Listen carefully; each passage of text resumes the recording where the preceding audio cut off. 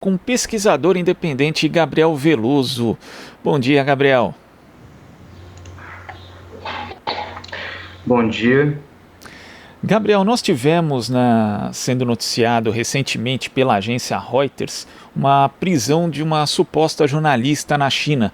E ali a agência dizia que a jornalista havia sido presa por 4 anos por noticiar sobre o vírus, o coronavírus, né? E essa notícia foi replicada Sim. por muitos meios de comunicação aqui no Brasil, também de fora, mas ela não é propriamente uma notícia. Eu queria que você falasse a respeito disso, né? Do grau de manipulação que houve na circulação dessa informação, Gabriel. Primeiramente, obrigado, né, por me convidar aí. Muito grato aí pela Rede TVT, pelo Jornal Brasil Atual. Então, a gente teve essa notícia da Reuters, né, e foi noticiado que foi presa uma jornalista, né, por supostamente ter feito a cobertura do Covid, né, em Wuhan. Só que, na verdade, quando a gente vai pesquisar sobre isso, ela não foi presa. Primeiro que ela não era jornalista, né? E ela não foi presa por ter feito uma suposta cobertura, né? Ela foi presa por ter invadido locais públicos, por ter gritado com funcionários, autoridades, etc. Eu até costumo falar que ela seria uma espécie de Sarah Winter brasileira, né? No estilo daquele pessoal que invade o hospital para mostrar a farsa do Covid, etc. Mas no caso específico lá da China, não para mostrar a farsa, mas para falar sobre questão de liberdade de ir e vir, porque ela protestava muito contra o lockdown, né? Contra o lockdown da China, que a gente sabe que foi bastante efetivo, inclusive, né? Um país de 1,5 bilhão de habitantes teve apenas 3 mil mortes, 3.700, se não me engano, 3 mil mortes pelo Covid, e ela protestava muito contra esse lockdown. Ela tinha, vamos dizer, a filosofia liberal, né, que achava que não justificava o lockdown pela questão da liberdade. E é curioso, né? Porque quando existe o enquadramento disso, quer dizer, era uma pessoa que nem jornalista era, né? Era uma blogueira, como você Sim, fez aí a sim. comparação com a Sarah Winter. Então ela não estava Uhum. exercendo a atividade jornalística e ainda tomava ali, né? Na verdade, pregava contra o lockdown, quando a gente sabe, por exemplo, e falava também, espalhava outras fake news a respeito da Covid, né, Gabriel? Sim, ela, além de pregar contra o lockdown, ela falava muita coisa sobre o Covid que não era verdade, né? Se a gente traduzir os vídeos dela, inclusive tem uma matéria que foi até veiculada pela Rede Brasil Atual, né?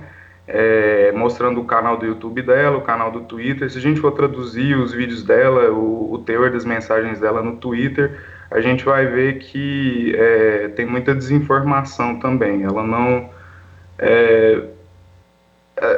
dizer que ela não estava bem informada sobre o Covid, não. Sim, dando, voltando a esse assunto sobre ela ser jornalista, realmente ela não era jornalista, né? Ela era, tanto que no começo foi noticiado pela Reuters que ela era uma jornalista, depois eles mudaram para jornalista cidadã, porque eles perceberam que realmente não era jornalista, né? Então não dava para noticiar dessa forma. Mas eles noticiaram como uma jornalista cidadã e ainda noticiaram que ela foi presa por ter feito cobertura, quando na própria matéria da Reuters falava que o motivo dela ter sido presa, né? Mas como é na China, não vale a palavra deles, né? Só vale o que a gente pensa aqui, né?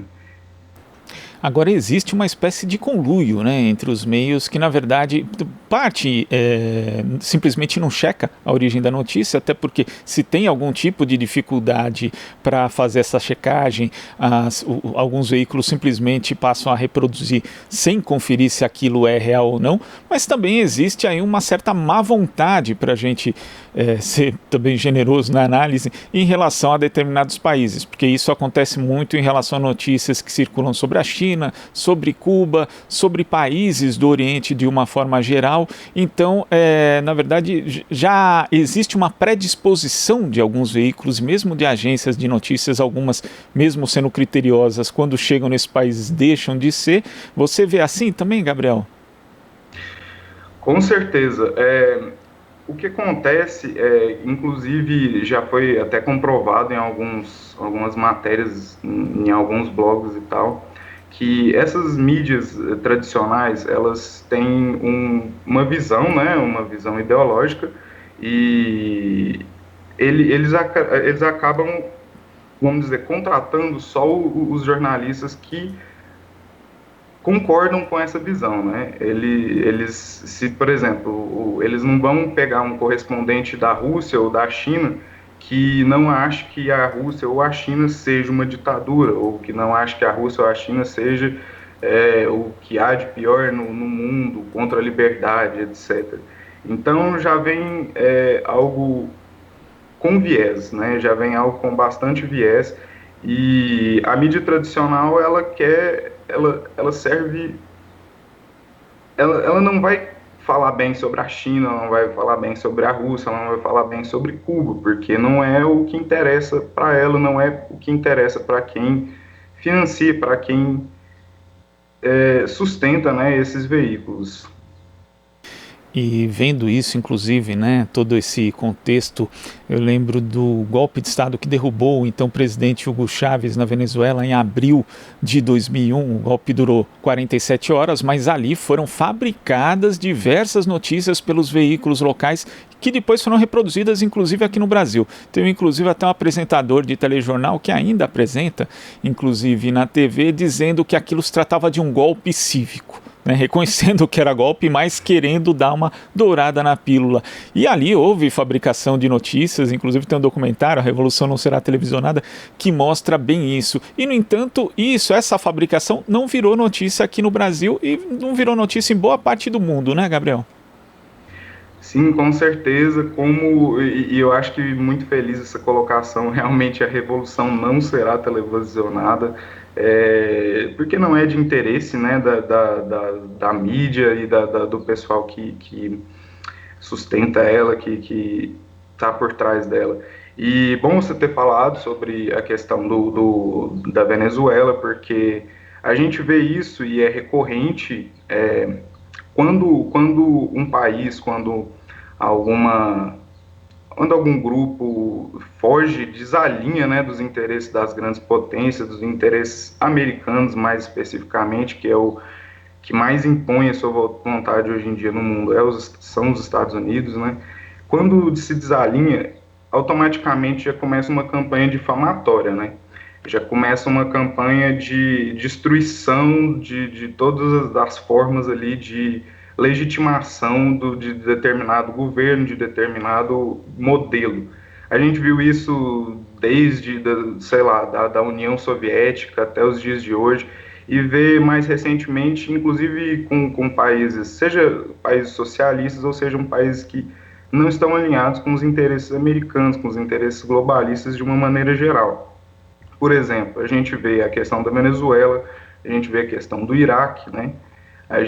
Em 2003, por exemplo, que os Estados Unidos acusou o Iraque de estar fabricando armas biológicas, né? Armas de destruição em massa, inclusive justificaram uma guerra através disso, que inclusive foi totalmente legitimada pela mídia, foi totalmente legitimada por basicamente todos os veículos da mídia tradicional. E quando eles declararam a guerra, quando eles invadiram o Iraque, não conseguiram, não acharam nenhuma arma de destruição em massa, nenhuma arma biológica, não acharam nenhuma das atrocidades que tanto se propagandeou, né? Mas hoje a gente sabe que o motivo é simples, o Iraque estava nacionalizando toda a sua produção de petróleo e não era do interesse americano que Saddam Hussein que continuasse, né, no poder.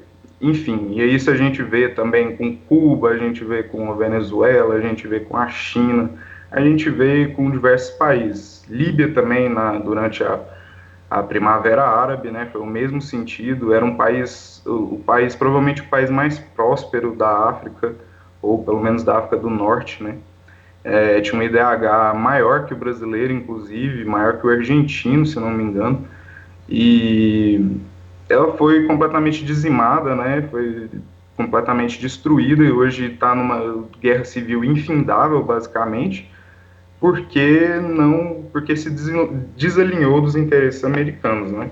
Então, sempre que a gente tem ali alguém que fuja do interesse americano, do interesse das grandes potências, acaba que tem essa campanha difamatória através da mídia, primeiramente, para legitimar, em último caso, uma guerra agressiva, e caso não seja possível, como por exemplo o caso da Rússia e da China, que os Estados Unidos não vão declarar guerra assim do nada, né? Pelo menos justificar sanções, hostilidades e basicamente fazer uma guerra de atrito ali, né? Gabriel, queria agradecer a sua participação aqui no Jornal Brasil Atual e até a próxima. Muito obrigado, viu? Conversamos aqui com o pesquisador independente Gabriel Veloso.